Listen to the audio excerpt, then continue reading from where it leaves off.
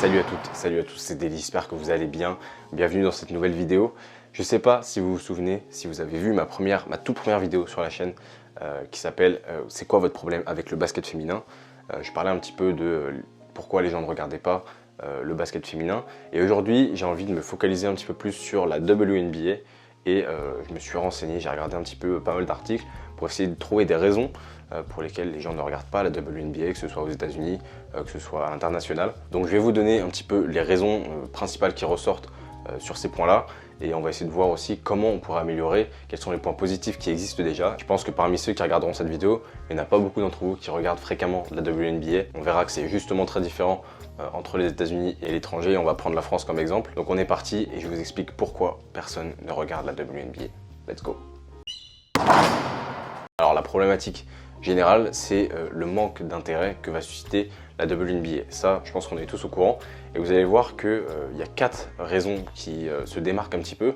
Et vous allez voir que ces 4 raisons-là sont toutes liées les unes aux autres. La première, ça va être le sexisme qui va être implicite, inconscient. Peut-être que le mot sexisme est un peu fort, mais je pense qu'il n'y a pas trop d'autres termes pour le qualifier. C'est quelque chose qui est ancré dans la société depuis longtemps.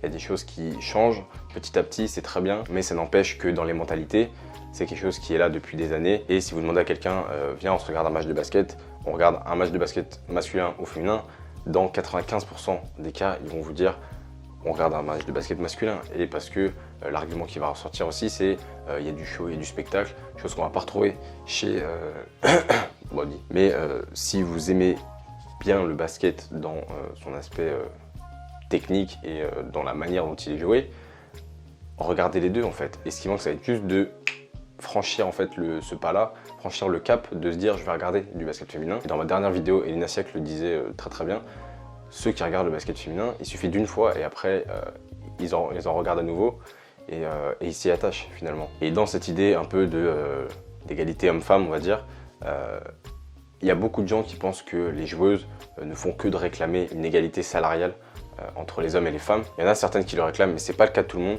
Ça, c'est faux. Il faut faire attention aussi à ce que vous entendez, à ce que vous lisez et à ne pas généraliser non plus. Il y a Kelsey Plum, la joueuse de Las Vegas, qui avait parlé un petit peu à ce sujet-là et qui avait dit justement qu'il faut arrêter de penser qu'on ne fait que réclamer l'égalité des salaires. Mais ce qu'on demande, nous, c'est plutôt une équité. Vous avez ce qu'on appelle le CBA, c'est une convention collective. En fait, c'est un petit peu, il y a des détails qui sont un petit peu trop compliqués, mais c'est quelque chose qui est régi entre la ligue et le syndicat des joueurs et des joueuses pour garantir des bonnes conditions de travail, un minimum de revenus. C'est une sécurité en fait. Et il y a des revenus qui vont découler de cette convention collective. Et si on prend le cas des hommes, vous allez avoir des revenus qui vont découler à hauteur de près de 50% pour les joueurs. Et chez les femmes, ça va être à hauteur de 20%. Donc vous avez un écart de 30% sur quelque chose qui n'est pas dépendant des droits télé ou d'autres choses externes qui pourraient expliquer une différence de salaire. Parce que moi-même, je suis le premier à dire que c'est entre guillemets normal qu'il y ait une différence de salaire aussi énorme entre les hommes et les femmes, puisque les femmes ne suscitent pas autant d'intérêt que les hommes et ne génèrent pas autant d'engouement, d'intérêt tout simplement, de visionnage, d'audience que les hommes. Parce que forcément, plus vous allez avoir de monde qui va regarder, plus vous allez avoir des sommes astronomiques qui vont être générées, de par les pubs qui vont être diffusées, de par les chaînes qui vont payer pour avoir les droits de la retransmission. Le jour où vous aurez cet engouement-là chez les femmes, l'égalité sera respectée, ou s'en rapprochera en tout cas, mais d'un point de vue purement business, c'est plutôt logique. C'est mieux que normal, parce que c'est pas normal, mais c'est logique. Il faut bien se dire que maintenant, tout tourne autour du business, et le but c'est de générer du chiffre, donc on va là où il y a le plus d'intérêt, et s'il n'y a pas d'intérêt chez les femmes, eh ben, on va moins investir dedans. Et c'est justement le deuxième point, c'est une excellente transition, puisque le deuxième facteur qui ressort un petit peu, c'est justement le manque d'investissement, le manque de pub, de sponsors, d'annonceurs, tout ce que vous voulez. Et c'est en gros le manque d'argent qui va être injecté dans la WNBA pour la diffusion des matchs. Pour vous donner un petit chiffre en termes de ce qui s'appelle le viewership, c'est l'audience en gros.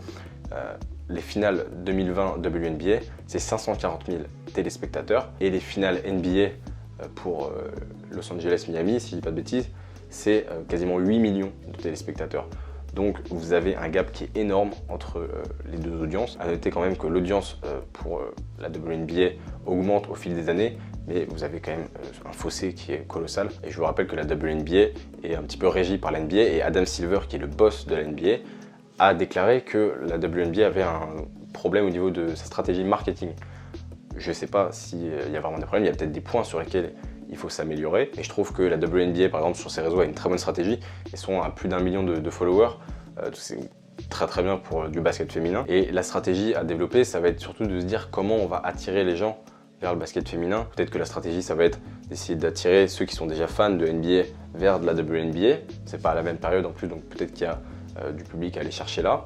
Ou alors de prendre des gens qui ne suivent pas forcément la WNBA et d'essayer de focaliser les gens peut-être que sur la WNBA. Ça, c'est des stratégies qui sont à mettre en place, on n'est pas dépendant de ça, mais il y a plein de pistes à explorer.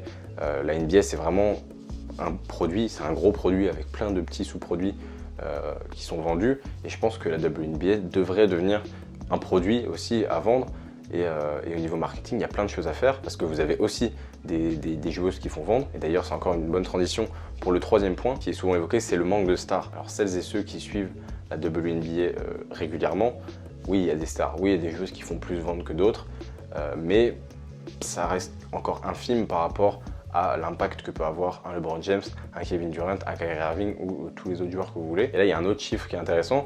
Pour la draft de l'an dernier, Sabrina Ionescu, qui a été draftée en numéro 1, elle a généré quasiment 7 millions d'impressions sur les réseaux sociaux. Donc c'est un gros chiffre, et c'est la preuve aussi qu'il y a des joueuses qui font parler d'elles et qui sont intéressantes au niveau marketing justement. Il y a vraiment des points positifs à la WNBA. Il y a en plus des fanbases qui ont un lien fort avec leur club. Je pense notamment au Storm de Seattle où les fans sont vraiment très attachés au Storm, et il y a vraiment cet aspect communauté et fans. Donc ça, c'est un point sur lequel les clubs doivent s'appuyer aussi, même s'il y a moins de monde.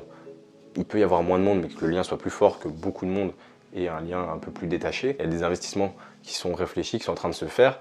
Je crois qu'il y a Atlanta qui a été repris notamment dernièrement. Donc c'est la preuve qu'il y a du potentiel chez les franchises et qu'il y a des choses à faire justement avec ces clubs-là. Tout n'est pas acheté, il y a au contraire plein de pistes à explorer. Et le dernier point sur lequel j'aimerais insister, parce que c'est là où ça lie un peu tout l'ensemble, c'est le manque de couverture médiatique. De manière générale, les médias parlent peu de WNBA, que ce soit aux États-Unis ou ailleurs, enfin ailleurs c'est encore pire, mais c'est quand même très souvent la NBA qui prend le dessus. Si on prend le cas par exemple en France, je pense que les articles sur la WNBA sur une année, on peut les compter sur les doigts de la main, il y en a tellement peu. Et c'est là où je pense que tous les créateurs de contenu qui publient sur la WNBA en France sont intéressants à suivre, et il faut les suivre parce que c'est aussi là-dessus qu'il faudra s'appuyer pour développer la WNBA ou le basket féminin en France de manière générale. Le problème, c'est que le manque d'intérêt, et là on prend le cas de la WNBA, mais ce manque d'intérêt-là, il est en grosse partie dû au manque de médias qui en parlent, parce que le truc c'est que les gens connaissent pas, et si les gens connaissent pas, ils vont pas forcément se diriger vers la WNBA, et c'est souvent le problème maintenant avec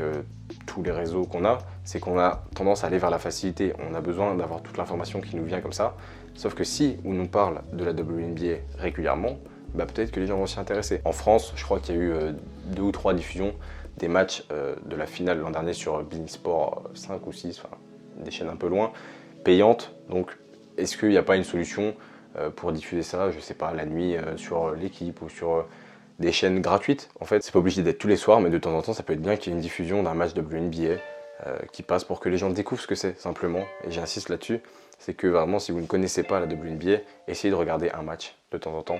Et vous verrez que c'est très cool à regarder. C'est pas aussi spectaculaire que les garçons, mais il y a un aspect technique dans le jeu qui est très intéressant. Et vous avez des très fortes joueuses. Donc là, c'est un constat un peu global de pourquoi personne ne regarde la WNBA, mais l'idée maintenant, ça va être de voir comment est-ce qu'on peut améliorer ça. Je pense que le fait de se plaindre sur le manque de médiatisation et tout, il faut en parler, il faut le dire, mais il ne faut pas s'attarder là-dessus. Et il faut qu'il y ait des gens qui prennent le lead et qui justement, comme je le disais, franchissent ce cap et essayent de développer le basket féminin, la WNBA, et d'explorer en fait les pistes qui existent, parce qu'il y en a. Tant qu'il n'y a personne qui prendra vraiment ce risque, le développement sera assez limité, je pense. Donc voilà, je pense qu'il va falloir beaucoup de temps. Ça commence à s'améliorer petit à petit. Pour ceux que ça intéresse de regarder de la WNBA, vous avez le League Pass qui vous permet de regarder toute la saison, qui est à 20 €. Venez me suivre sur Instagram parce que je vais vous en reparler au moment où la saison commencera. Mais je pense que ça peut être cool qu'on se fasse quelque chose sur Discord, je sais pas, qu'on puisse regarder des matchs tous ensemble. 20 €, c'est quand même assez accessible pour toute la saison. Il y a des super matchs, franchement ce serait cool qu'on puisse se faire quelque chose. Et au niveau des réseaux, allez vous abonner au compte de la WNBA, regardez un peu les comptes des joueuses, il y a des joueuses qui sont super sympas à suivre, qui proposent des contenus cool. Vous avez en France WNBA France et Switch que je vous recommande pour suivre la WNBA, ils en parlent très bien. Bien mieux que moi parce que moi je suis loin d'être un expert là-dessus, mais eux suivent ça depuis bien plus longtemps. En tout cas, je serais curieux de savoir votre avis. Donnez-le moi en commentaire. Est-ce que vous regardez de la WNBA? Si vous ne regardez pas, quelles sont les raisons? Est-ce que c'est par manque de temps? Est-ce que c'est par manque d'intérêt? Est-ce que c'est parce qu'on n'en parle pas assez? Dites-moi tout ça en commentaire, je serais curieux de savoir. C'est en tout cas la fin de cette vidéo. Si vous êtes resté jusqu'à la fin, je vous en remercie. N'oubliez pas de liker la vidéo, ça me soutient énormément. Si vous n'êtes pas abonné, je vous encourage à vous abonner. Si vous êtes déjà abonné, merci de me suivre. Juste avant de terminer, j'ai une pensée pour mon oncle Edouard qui est parti récemment. Je pense très fort à lui. J'espère que cette vidéo vous a plu. C'était Daily. Ciao.